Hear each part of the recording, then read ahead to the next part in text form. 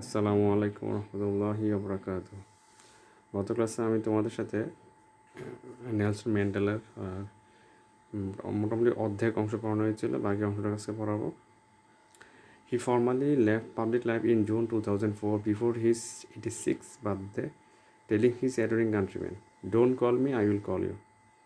তিনি আনুষ্ঠানিকভাবে তিনি যে জনসম্মুখে যেভাবে বসবাস করতেন সেখান থেকে গিয়ে তিনি আনুষ্ঠানিকভাবে কি মানে মানে তিনি ঘরের ভিতরে চলে যান বলা যায় এক কথায়, বা বা জনসম্মুখের আড়ালে চলে যান।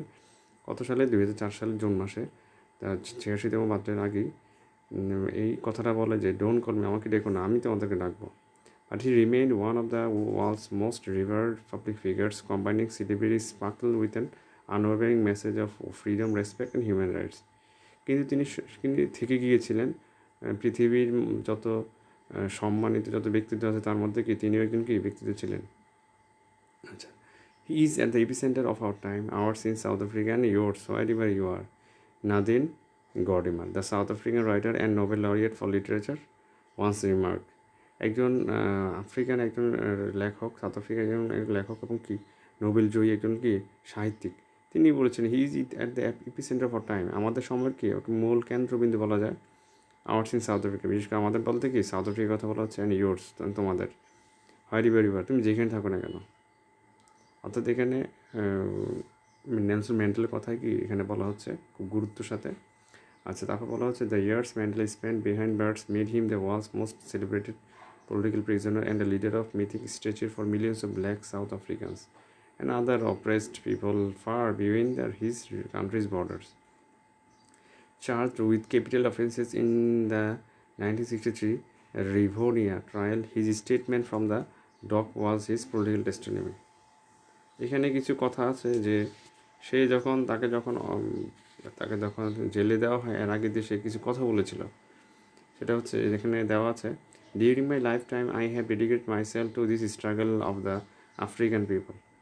ডিউরিং মাই লাইফ টাইম, আমার জীবদ্দশায় আমি কি আমার নিজেকে উৎসর্গ করেছিলাম to this struggle of the African people, African জনগণের সংগ্রামের জন্য। আই হ্যাভ ফট অ্যাগেনস্ট হোয়াইট ডমিনেশন, আমি যুদ্ধ করেছিলাম বা যুদ্ধ করেছি শ্বেতাঙ্গ দমনের শ্বেতাঙ্গের যে তাদের যে ডোমিনেট বা তাদের যে নিপীড়ন সেটার বিরুদ্ধে। অ্যান্ড আই হ্যাভ ফট অ্যাগেনস্ট ব্ল্যাক ডোমিনেশন, এবং আমি কি যুদ্ধ করেছি অ্যাগেনস্ট ব্ল্যাক ডোমিনেশন, কালো যারা ছিল বা কৃষ্ণাঙ্গ তাদের দমনের বিরুদ্ধে। I have cherished the ideal of a democratic and free society in which all persons live together in harmony and with equal opportunities, he told the court.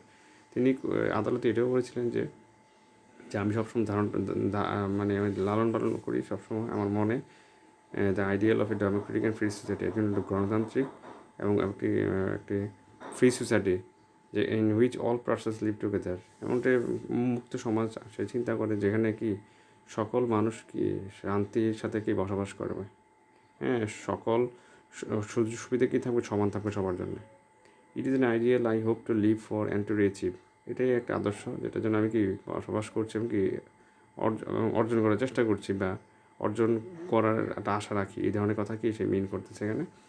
But if needs be it is an ideal for which I am prepare to die, যদি দরকার হয় it is an ideal for which I am prepare to die, সেটার জন্য আমি মরতেও রাজি আছি।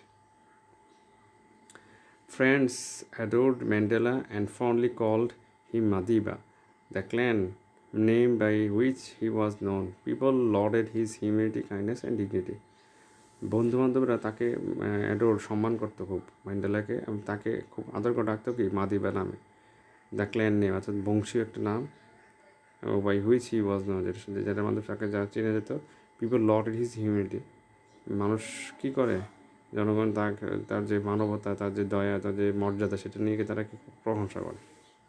আচ্ছা, তোমরা এখান থেকে তোমাদের কিন্তু খেয়াল রাখবে যে নেলসন ম্যান্ডেলা সেটা কিন্তু এটার জন্য তোমাদের পরীক্ষার কিন্তু ইম্পর্টেন্ট থাকবে সবসময়, বোর্ড পরীক্ষা হোক আর কলেজের ইন্টারনাল যে এক্সামগুলো আছে সেখানে হোক। তোমরা যাদের কাছে মডেল কোশ্চেন বইগুলো আছে তোমরা ভালো করে প্রথমে এই পেজটা পড়ার পরে এখানে সিনোনিম যে শব্দগুলো আছে সেগুলো ভালো করে পড়ে ফেলবে, তারপরে এমসিকিউগুলো ভালো করে পড়বে, আচ্ছা ইনশাল্লাহ যদি ভালো করে পড়তে পারো ইনশাল্লাহ তোমাদের এমসিকিউ তোমাদের পরীক্ষায় ভালো মার্কস যেখানে পাবা ফুল মার্কস তুলতে পারবা আচ্ছা নেক্সট ক্লাসে আমরা ইনশাল্লাহ অন্য টপিক নিয়ে আলোচনা করবো সবাই ভালো থাকো